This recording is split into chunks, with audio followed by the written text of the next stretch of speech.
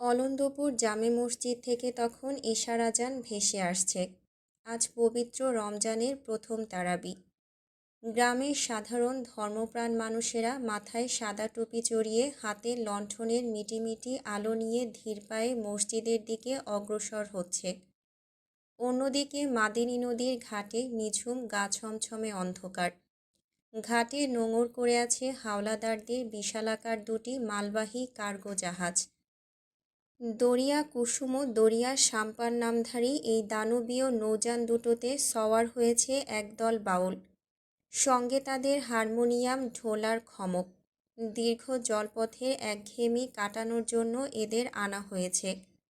তাছাড়া সারা রাত উপরের পাটাতনে উচ্চস্বরে বাদ্যিয়ার ফুর্তি চললে দূর থেকে একে কোনো বিত্তবান ব্যবসায়ীর প্রমোদ ভ্রমণ বা জাঁকজমকপূর্ণ বিয়ের আনন্দযাত্রা বলে ভ্রম সৃষ্টি হবে। কেউ সন্দেহ করবে না ভেতরে কি আছে। আমিরের কথা মতো রিদওয়ান নিজের অসুস্থ শরীর নিয়েই পাতালঘর থেকে মেয়েগুলোকে বের করে আনল। তারপর জঙ্গলের পেছন দিয়ে দুটো ট্রলারে করে তাদের নির্দিষ্ট ঘাটে নিয়ে আসা হলো।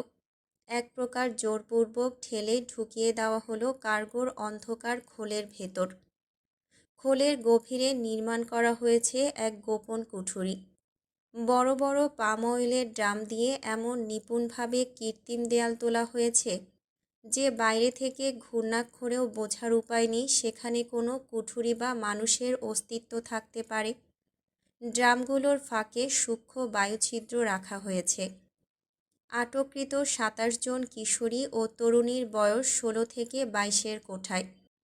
এদের অধিকাংশকেই গার্মেন্টসে চাকরি কিংবা বিত্তবান পরিবারে গৃহকর্মের প্রলোভন দেখিয়ে সিলেট ও সুনামগঞ্জের প্রত্যন্ত গ্রামগুলো থেকে ফুসলিয়ে আনা হয়েছে। কুঠুরির ভেতরটা ঘুটঘুটে অন্ধকার। ভ্যাপসা গরম আর কেরোসিনের উৎকট গন্ধ। প্রতিটা মেয়ের হাত পাটের রশি দিয়ে আলগা করে বাঁধা, মুখে গামছা গোজা। তাদের প্রাকৃতিক কাজের জন্য রাখা হয়েছে মাত্র দুটো মাটির বড় চারি, আর পেট পূজার জন্য পড়ে আছে কয়েক বালতি শুকনো চিরা ও গুড়। জাহাজ যখন ছাড়া হয় আমির তখন পাটাতনের উপর দাঁড়িয়ে নিবিষ্ট মনে দাঁত দিয়ে নখ কাটছে। তার পরনে দামি সিল্কের পাঞ্জাবি। শরীর থেকে বিচ্ছুরিত উগ্র আতরের সুবাসে চারপাশের বাতাস মম করছে। কিছুক্ষণ আগেই সে মজিদ হাওলাদারের সাথে পাশের গ্রামের সাধারণ মানুষদের কাতারে দাঁড়িয়ে মসজিদে নামাজ আদায় করে এসেছে। গ্রামবাসীদের অভাব অভিযোগের ফিরিস্তি শুনেছে। আশ্বাস দিয়েছে দ্রুত সব দাবি পূরণের। পুরো হাওলাদার পরিবারই জনসম্মুখে ছদ্মবেশী সজ্জন হিসেবে নিজেদের তুলে ধরতে পারঙ্গম। অলন্দপুরের সব গ্রামে গেলেও আমি সুকৌশলে আটপাড়া এড়িয়ে গেছে। পদ্মজা জানে তার স্বামী চট্টগ্রাম যাচ্ছে। যদি কোনোভাবে পূর্ণা চিঠিতে তার অলন্দপুর আগমনের খবর ফাঁস করে দেয় তবে পদ্মজা সন্দেহ করবে, তার মিথ্যাচার প্রকাশ হয়ে যাবে। তাই ঝুঁকি না নিয়ে সে আর ওদিকের ছায়াও মারায়নি। যদিও আম্মা, রানী, পূর্ণা, প্রেমা আর প্রান্তকে খুব দেখতে ইচ্ছে করছিল। দুটো জাহাজে মোট মোতায়েন করা হয়েছে ১৫ জন বিশ্বস্ত ও দুর্ধর্ষ দেহরক্ষী। তাদের পরনে সাধারণ লুঙ্গি আর হাফহাতা শার্ট থাকলেও প্রত্যেকের কোমরে গোজা আছে রিভলভার এবং বস্তায় মোড়ানো আধুনিক আগ্নেয়াস্ত্র। সারেংঘরের পাশেই আমিরের জন্য বরাদ্দ করা হয়েছে বিশেষ কেবিন, যার মেঝেতে দামি জাজিমার ধবধবে চাদর বিছানো। জাহাজ যখন কিশোরগঞ্জের আজমিরিগঞ্জ জলসীমা অতিক্রম করছে আমির তখন মাস্টার কেবিনের ছাদ সংলগ্ন খোলা অংশে আয়েশ করে শুয়ে আছে। পাঞ্জাবি বদলে সে এখনও স্যান্ডো গেঞ্জি আর চেক লুঙ্গি পরিহিত। পিঠের নিচে একটা শীতল পাটি, তার তলায় পুরো জাজিম। মাথার নিচে ধবধবে সাদা নরম বালিশ। পাশে একটা ছোট কাঠের টেবিলের উপর রাখা পুরনো রেডিও। মাথার উপর বিশাল উন্মুক্ত আকাশ। আমির একদৃষ্টে সেদিকে তাকিয়ে থাকলেও মাঝে মাঝে আর চোখে পাশের দরিয়া সাম্পানের দিকে নজর রাখছে। সেখানে তার অনুচরেরা বিড়ি ফুঁকছে আর রিদওয়ান খালি গায়ে পাটাতনের উপর অস্থিরভাবে পায়চারি করছে। আমির সজোরে চেঁচিয়ে উঠল, ওই শালা, খোলের খবর কি? মালগুলা জ্যান্ত আছে তো? ওপাশের জাহাজ থেকে রিদওয়ান হাতের ইশারায় জবাব দিল, ঠিক আছে। হঠাৎ তার গা ঘেঁষে কেউ একজন শুয়ে পড়ল। আমির আকাশের যে নক্ষত্রপুঞ্জের দিকে তাকিয়েছিল, নবাগত ব্যক্তিটিও সেদিকেই দৃষ্টি নিবদ্ধ করল। আমির মাথা না ঘুরিয়েই অনুচ্চ স্বরে বলল, ঘুমাচ্ছিস না কেন? নবাব কিছুক্ষণ নীরব থেকে নিরাসক্ত গলায় বলল, এমনি। নবাব স্বভাবতই মিতভাষী এবং অন্তর্মুখী। আড্ডা কিংবা অনর্থক বাক্যবায় তার স্বভাবে নেই। সে নিজের একাকিত্বের বলয়ে বন্দি থাকতেই স্বাচ্ছন্দ্য বোধ করে। তবে যখন নিঃসঙ্গতা তাকে চারদিক থেকে গ্রাস করে ফেলে, তখন ছায়ার মতো আমিরের আশেপাশে চুপচাপ বসে থাকে। আমির প্রশ্ন করলে তবেই সে উত্তর দেয়। আমির পুনরায় প্রশ্ন করল, মায়ের কথা মনে পড়ে? নবাবের ঠোঁটে ম্লান হাসি ফুটে উঠল। নির্লিপ্ত কণ্ঠে জবাব দিল, না। তোর জীবনের লক্ষ্য কি? যা ছিল তা তো পূরণ হয়েছে। এখন টাইটানের লক্ষ্যই আমার গন্তব্য। কথাটি বলতে বলতে নবাব আমিরের দিকে তাকালো। আমিরও দৃষ্টি বিনিময় করে সরাসরি জানতে চাইল, তোর কি আফসোস হয় নিজের বাপকে খুন করার জন্য? নবাবের চোখে মুখে কোনো অপরাধবোধের চিহ্নমাত্র নেই। সে নির্বিকারভাবে বলল, ও আমার বাপ ছিল না, কেউ আমার মাও নয়। যেখানে কোনো সম্পর্কই নেই সেখানে আফসোসের সুযোগ কোথায়? আমির পুনরায় মুখ ফিরিয়ে আকাশের সবচেয়ে উজ্জ্বল তারাটির দিকে তাকিয়ে রইল। নবাবের জন্ম 1978 সালে। তার জন্মদাতা ছিল ভিনদেশি এক সুদর্শন পুরুষ, এক্সচেঞ্জ প্রোগ্রামে আসা ভারতের একজন উচ্চশিক্ষিত প্রফেসর। সিলেটের অতি সাধারণ পরিবারের তরুণীকে প্রেমের মায়াজালে আবদ্ধ করে সেই শিক্ষিত পশুটি শেষ পর্যন্ত তাকে জোরপূর্বক ধর্ষণ করে। গর্ভে নবাবকে রেখে লোকচক্ষুর আড়ালে সীমান্ত পেরিয়ে পালিয়ে যায়। লোকলজ্জার দারিদ্র্যের কশাঘাতে পিষ্ট হয়ে নবাবের মা শেষমেশ শহরের নিষিদ্ধ পল্লীতে আশ্রয় নিতে বাধ্য হন। নবাবের বয়স যখন মাত্র 5, তখন তার মা তাকে এতিমখানায় ফেলে দিয়ে চলে যান। সেই এতিমখানার তথাকথিত এক ধর্মীয় লেবাসধারী নরপশুর লালসার শিকার হতে হয় নিষ্পাপ নবাবকে। তখন থেকে তার কাছে পৃথিবীতে বাবা মানে পলাতক প্রতারক, আর মা মানে সেই জননী যে সন্তানকে নরকের আগুনে ফেলে চলে যায় শুধুমাত্র প্রেমিকের প্রতি ঘৃণা বলে। নবাবের বয়স যখন 9, তখন আমির তাকে বলাৎকার থেকে উদ্ধার করে নিজ আস্তানায় নিয়ে আসে। অতি অল্প বয়সে সে জড়িয়ে পড়ে অন্ধকার জগতের নানা অপকর্মে। 13 বছর বয়সে নবাব জানতে পারে তার প্রফেসর পিতা আবারও কোনো দাপ্তরিক কাজে এই অঞ্চলে এসেছে। সংবাদটি শোনামাত্র নবাবের ভেতরে প্রতিশোধের দাবানল জ্বলে উঠল। আমির উৎসাহের সাথে তার হাতে তুলে দিল অস্ত্র। নিজের জন্মদাতাকে হত্যার মাধ্যমেই নবাবের অপরাধ জগতের অভিষেক ঘটে। তার সাহসার বুকচেরা ঘৃণা দেখে আমির কখন যে তাকে নিজের খুব কাছে টেনে নেয়, আর নবাবও হয়ে ওঠে আমিরের একনিষ্ঠ ছায়াদের একজন। নবাব নিস্তব্ধতা ভেঙে ডাকল, টাইটান। আমির কোনো প্রত্যুত্তর দিল না। তার স্থির দৃষ্টি নিবদ্ধ মহাকাশের অসীম শূন্যতায়। চারিদিকে শাঁসা শব্দে হু হু বাতাস বইছে। নবাব পুনরায় প্রশ্ন করল, এত লোকবল থাকতে ঘর সংসার ফেলে আপনি নিজে কেন এলেন? এই কাজটা তো আমরাই করতে পারতাম। আমির দীর্ঘশ্বাস ফেলে বলল, এই ব্যবসাই আমার সব নবাব। এখানে বিন্দুমাত্র ভুল হলে সব ধূলিসাৎ হয়ে যাবে। বিদেশের যে প্রভাবশালী খদ্দেরের কাছেই মেয়েদেরকে পাঠানো হয়, তারা ক্ষমতাধর খামখেয়ালি। তাদের নির্দিষ্ট কোনো উৎসব বা ঘরোয়া পার্টির জন্য ঠিক নির্দিষ্ট মুহূর্তেই চালান পৌঁছানো চাই। সময় মতো ডেলিভারি দিতে ব্যর্থ হওয়া মানে তাদের অসম্মান করা, আর সেটা আমি ঘূর্ণাক্ষরেও হতে দিতে পারি না। যখন আরও বড় হবি, সব দায়িত্ব নিজের কাঁধে নিবি, তখনই অস্থিরতা বুঝবি। বিজিবি বা কোস্টগার্ডের উচ্চপদস্থ কর্মকর্তাদের সঙ্গে আগে থেকেই আলোচনা করতে হয়। যিনি হয়তো মাত্র 2 ঘন্টার জন্য নজরদারি শিথিল করবেন, ওই নির্দিষ্ট সময়টুকুর মধ্যেই সীমান্ত পার হতে না পারলে পুরো অপারেশন ভেস্তে যাবে। এই টাইট শিডিউলই আমিরকে স্থির হতে দেয় না। একবার ডিল চূড়ান্ত হয়ে গেলে এবং অগ্রিম অর্থ পকেটে ঢুকলে সেখান থেকে পিছিয়ে আসার কোনো পথ খোলা থাকে না। হয় পণ্য পাঠাও, নয়তো মৃত্যুকে বরণ করো। তাই তো চালানের সময় আমির এক মুহূর্তের জন্য শান্তি পায় না। সামান্য বিচ্যুতি মানেই তার তিলে তিলে গড়া তাসের ঘরে ভাঙন ধরা। নবাব সবই জানে। এই জগতে সবাই ঘড়ির কাঁটার সাথে পাল্লা দিয়ে ছুটছে। বিদেশের বিত্তশালী খদ্দেরদের কোনো ওজর আপত্তি শোনে না। তাদের কাছে কথা মানেই কথা। কেউ আমাদের দিকে তাকিয়ে আছে নবাব। আমির আকাশের দিক থেকে দৃষ্টি না সরিয়েই শান্ত গলায় কথাটা বলল। আমিরের অদ্ভুত ক্ষমতা এটা। সে মানুষের উপস্থিতি কিংবা তার উপর নিবদ্ধ চোখের দৃষ্টি অলৌকিকভাবে টের পেয়ে যায়। নবাব বিভ্রান্ত হয়ে আশেপাশে তাকাতেই আমির নিচু স্বরে যোগ করল, সারেংঘরের দিকে। নবাব চট করে সারেংঘরের দিকে তাকাতেই বাবুর্চি দ্রুত আড়াল হয়ে গেল। সে এতক্ষণ একদৃষ্টে আমিরের দিকেই তাকিয়েছিল।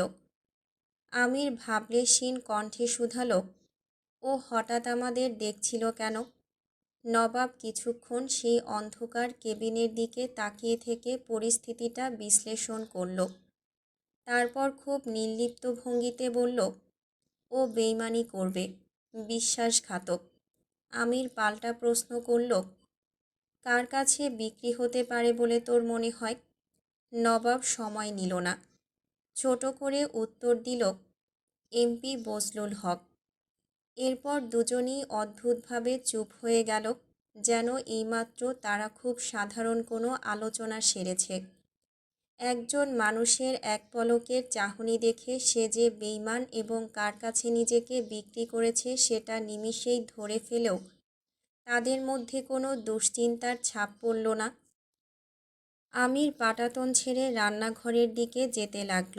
সে বাবুর্চিকে এখনই পাকড়াও করতে যাচ্ছে না। তার গন্তব্য সেহরির দস্তরখান। স্রষ্টার ইবাদত বন্দেগীতে তার কোনো আগ্রহ নেই। তবুও খেতে যাচ্ছে কেবল একটি নামকে কেন্দ্র করে, পদ্মজা। পদ্মজা সেহরি খেয়ে সারাদিন উপোস থাকবে।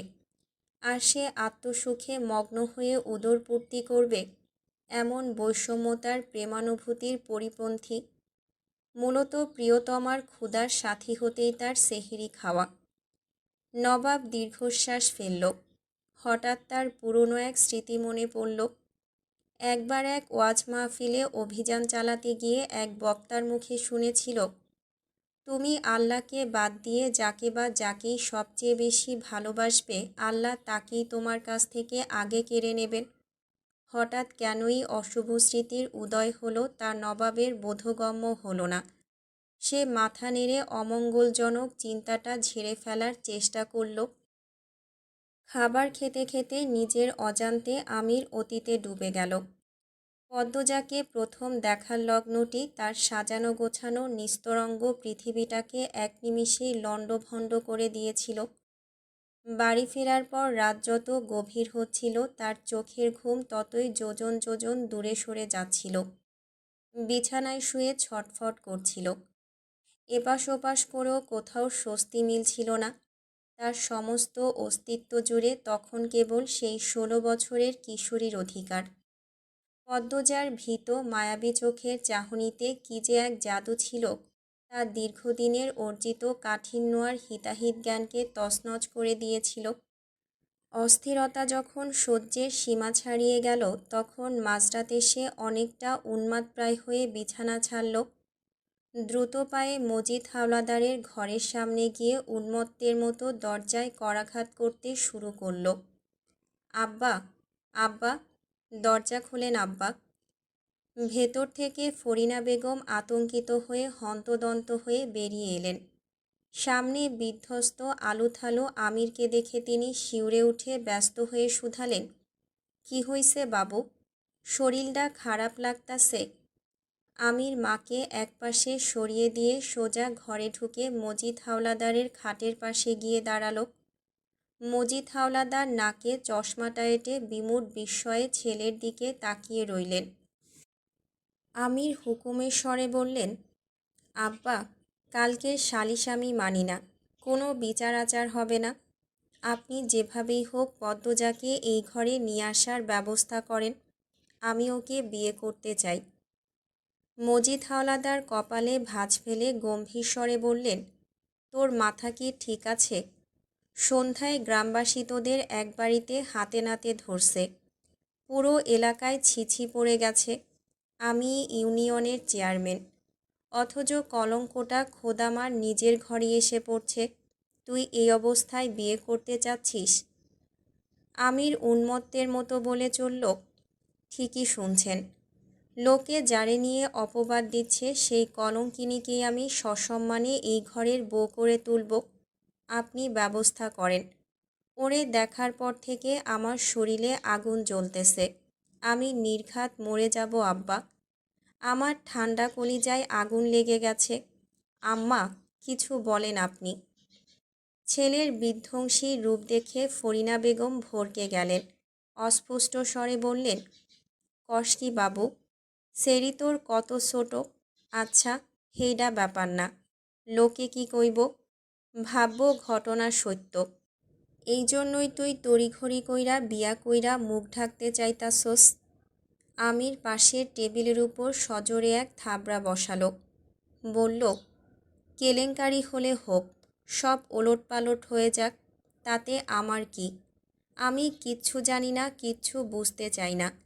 আমার শুধু পদ্মজাকে চাই, এখনই চাই। মজিদ হাওলাদার এবার শাসনের সুরে ধমক দিয়ে উঠলেন, মাঝরাতে ঘরের ভেতরে সব কি তামাশা শুরু করছিস তুই?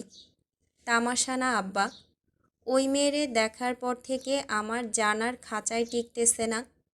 ছেলের কথায় ফরিনা বেগম হতবম্ব হয়ে চেয়ে রইলেন। যে আমিরকে হাজার চেষ্টা করেও বিয়ের পিঁড়িতে বসানো যায়নি, সে আজ এমনভাবে আকুলি বিকুলি করছে যেন বহু জনমের প্রেম। হাঁপানি রোগীর মতো তার শ্বাস প্রশ্বাস ওঠানামা করছে। বিস্ময় সামলে নিয়ে তিনি বললেন, আইস হাঞ্জাবালা না দেখলি ওই শরীরে?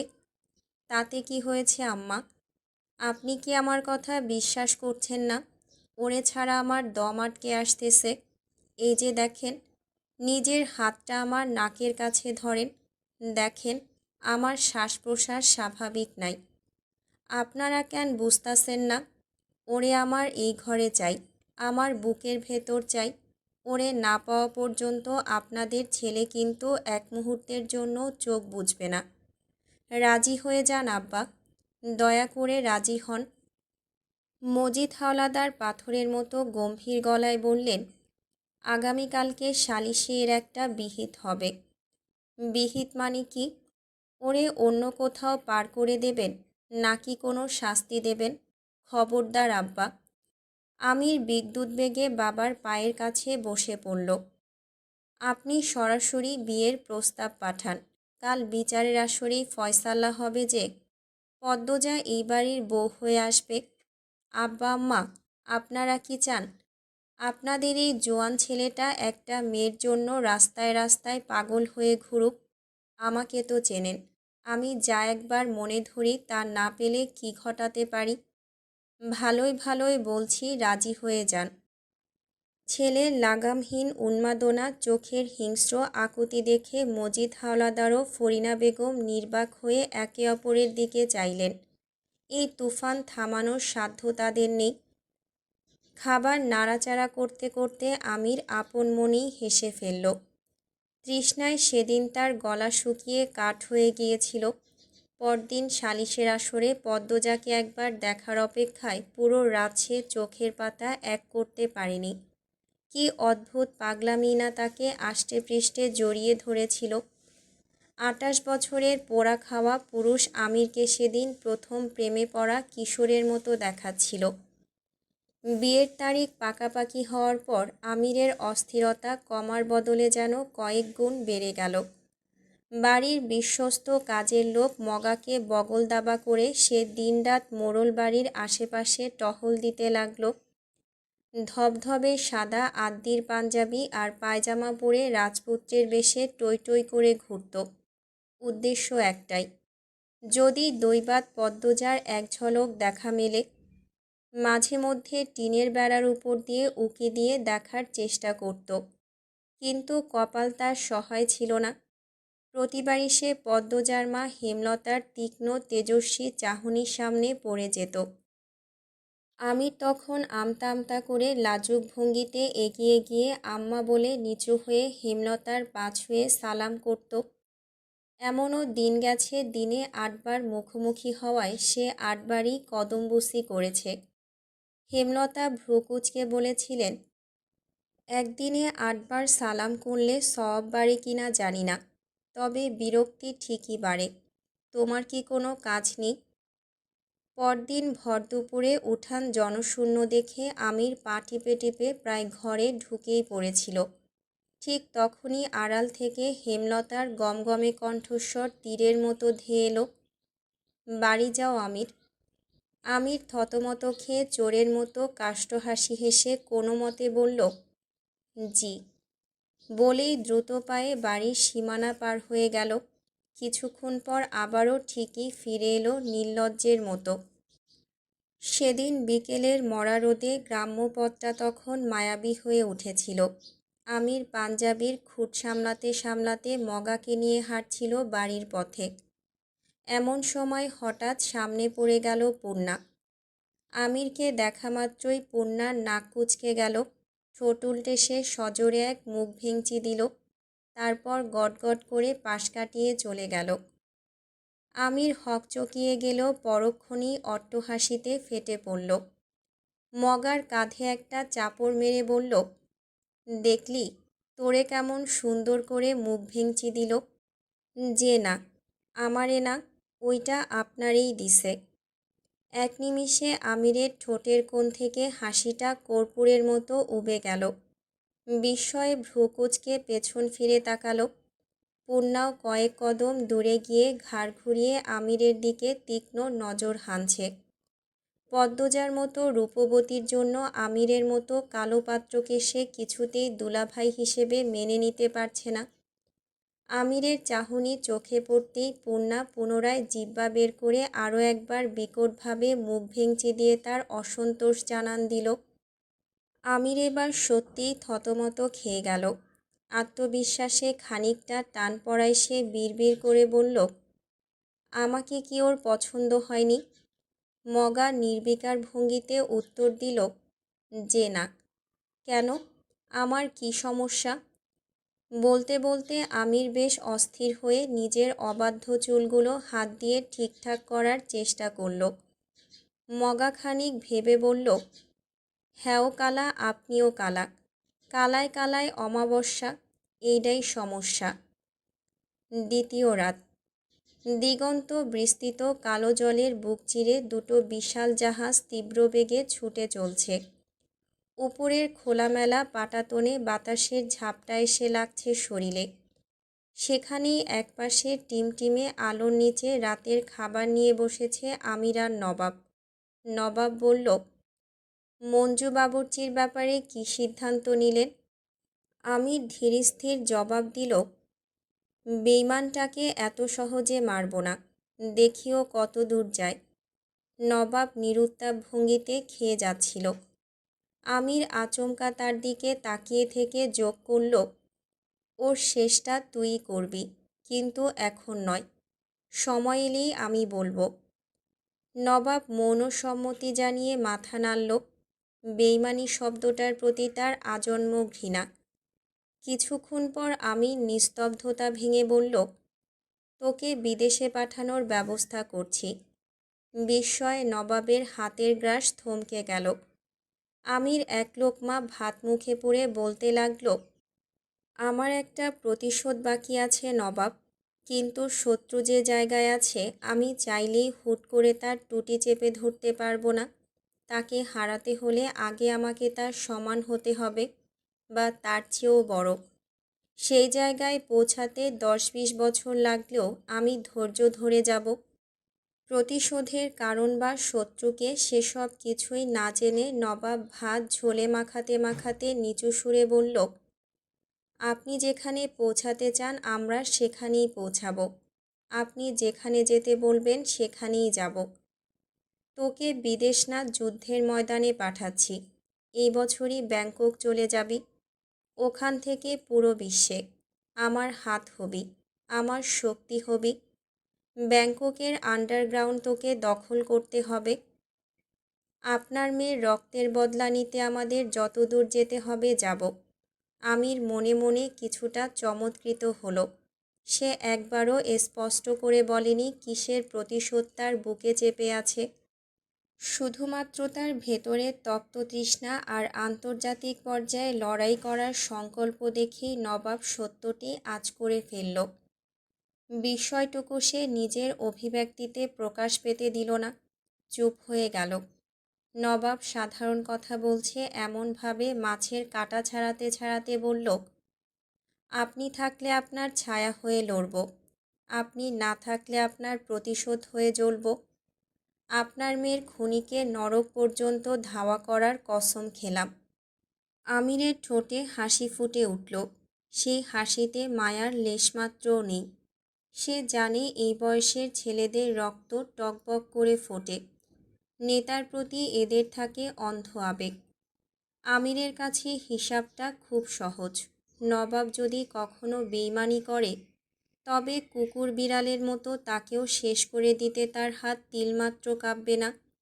তবুও নবাবের আনুগত্য আমিরকে মুগ্ধ করে। সে নবাবকে ঠিক ভালোবাসে না সত্য, তবে তাকে ভীষণ পছন্দ করে। ওর পুরো নাম নবাব আল কায়রো। দুই চোখের মণি দুই রঙের, চশমা পরে।